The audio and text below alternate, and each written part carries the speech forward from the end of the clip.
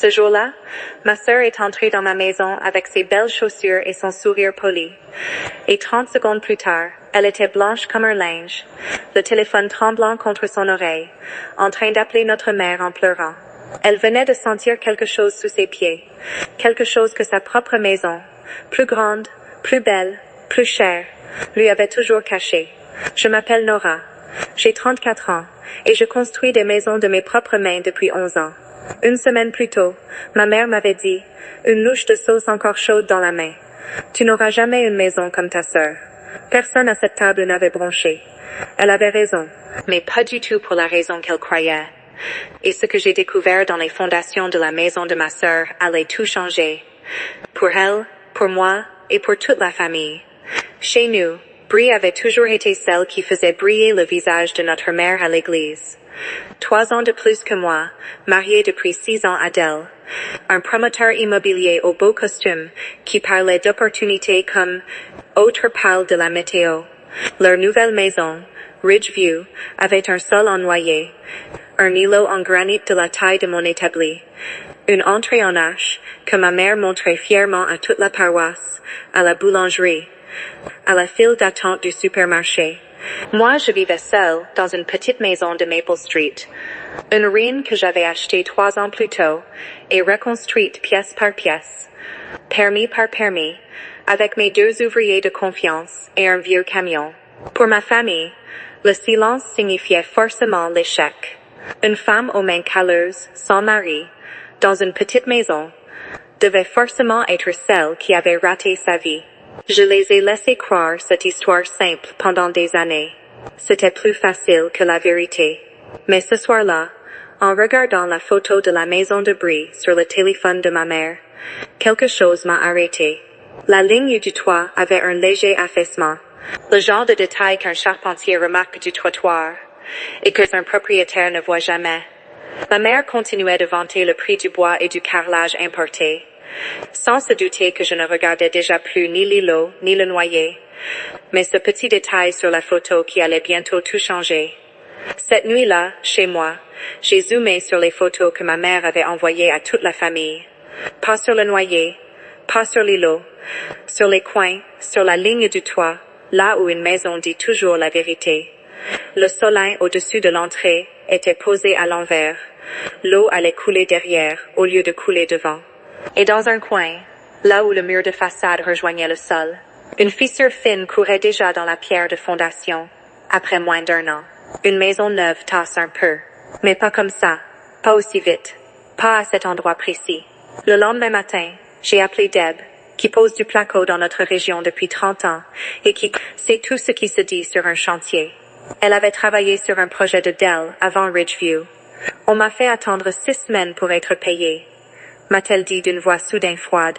Les inspections étaient toujours programmées, puis annulées à la dernière minute. Les délais toujours écourtés. Pendant ce temps, mon père devenait silencieux, dès qu'on parlait d'argent près de Brie et d'elle. Il avait eu une alerte cardiaque cet hiver-là. Des factures qu'il n'ouvrait plus à table. Quand ma mère m'a surprise en train de l'observer, elle a lâché sèchement. Ne commence pas. Je n'avais pourtant rien dit. Mais on ne prévient jamais quelqu'un sur un sujet qui n'a pas de dents. J'ai invité Brie à prendre le thé chez moi. Elle est arrivée avec ses belles chaussures, prête à trouver ma petite maison mignonne, cosy. Mais dès qu'elle a posé le pied dans mon couloir, elle s'est arrêtée. Mon plancher ne craque pas. Il est solide. Les solives posées juste, comme on le fait quand personne ne regarde, et qu'on tient quand même à bien faire les choses. J'ai vu ma sœur sentir la différence sous ses pieds, entre une maison construite et une maison simplement habillée. Et j'ai vu quelque chose de pire arriver sur son visage, la reconnaissance. Un mur ouvert dans mon couloir, en plein travaux d'électricité, lui a rappelé sa propre maison, 1 an plus tôt, pendant la construction. Elle avait entendu, ce jour-là, 2 charpentiers se disputer avec d'elle. Les linteaux au-dessus des ouvertures étaient trop petits pour la porter. Il fallait absolument les doubler. Dell avait répondu que ce n'était pas grave, que l'inspecteur ne reviendrait pas vérifier. Elle n'avait pas compris à l'époque. Debout dans mon couloir honnête, ce souvenir enterré lui est revenu d'un seul coup. Avec un nom dessus, avec un sens. Sa main tremblait quand elle a sorti son téléphone. « Maman » a-t-elle dit, la voix brisée. Viens tout de suite. Elle est repartie sans son manteau, sans avoir bu son thé, en laissant ma porte grande ouverte derrière elle. Cette nuit-là, j'ai arrêté de deviner, et j'ai vérifié.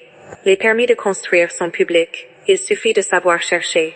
Le dossier de Ridgeview montrait un permis initial, une inspection de charpente, puis directement la validation finale.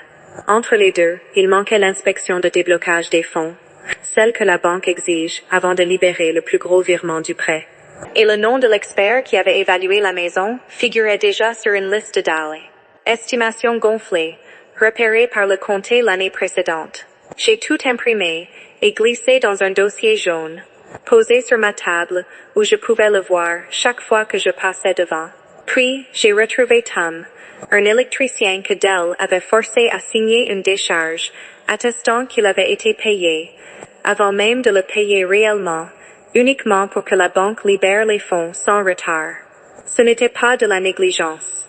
C'était un plan, construit aussi soigneusement qu'une maison, et bien moins honnête qu'elle. J'ai contacté Marisol, inspectrice du comté que je connaissais depuis des années, et j'ai déposé une plainte officielle, en bonne et due forme. Sa visite de vérification était prévue le samedi suivant, à midi précis, exactement l'heure de la pendaison de crémaillère que ma mère avait organisée, en invitant la moitié de la paroisse pour prouver au village que sa fille avait réussi. La maison était pleine de monde quand je suis arrivée, mon dossier jaune serré sous le bras. Brie a blêmi en me voyant entrer. Ma mère, en robe du dimanche, rayonnait au milieu de la pièce comme une reine sur son trône. Je me suis avancée vers d'elle, devant tout le monde, et j'ai demandé calmement, d'une voix douce mais claire, « Où est la troisième inspection de ce chantier ?» Son sourire lisse s'est fissuré une seconde. J'ai posé le dossier sur le granit, à côté du plateau de fromage, et j'ai étalé les pages une à une, le permis officiel, la ligne où l'inspection manquante aurait dû figurer, le nom de l'expert flagué, la décharge signée par Tom pour de l'argent jamais versé. Ma mère a arraché la première page et l'a lue, et j'ai vu sa main se mettre à trembler, parce qu'on ne discute pas avec le sceau du comté devant toute son église. Tu m'as dit, ai-je répété doucement, pour que seuls les gens qui comptaient m'entendent, que je n'aurais jamais une maison comme ma sœur. Tu avais raison. C'est à ce moment précis qu'on a frappé, un coup ferme, officiel. Marisol, en veste du comté, cherchait le propriétaire pour une inspection immédiate suite à une plainte. Brie s'est tournée vers d'elle, devant toute la paroisse. Tu nous as fait ça. Ma mère a explosé contre moi, criant que j'avais toujours été jalouse, que je gâchais tout. Mon père, resté près de la porte, n'a rien dit non plus, mais pour la première fois, il ne fuyait plus mon regard. Je n'ai pas répondu un seul mot. J'ai rangé mes pages lentement, avec calme, et j'ai dit à toute la pièce, j'ai construit ma maison de mes propres mains, chaque solive, chaque fil, chaque permis. Elle est petite, elle est honnête. Je n'ai jamais voulu une maison comme la vôtre. Je voulais une maison vraie. Puis je suis sortie, sur le sol ennoyé, qui cédait légèrement sous mes bottes. Dans l'air frais du dehors, le comté a ouvert une véritable enquête la semaine suivante.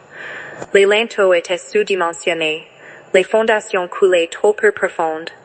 Tout ce que je soupçonnais depuis cette photo. Dell doit désormais répondre à des avocats, plus à des voisins admiratifs. Brie a emménagé avec ses enfants dans un petit appartement simple, honnête. Elle est revenue chez moi un mois plus tard, pour de vrai cette fois. Et elle a enfin bu son thé jusqu'au bout. Mon père a récupéré une partie de son argent, pas tout, mais il ne hoche plus la tête en silence quand ma mère parle.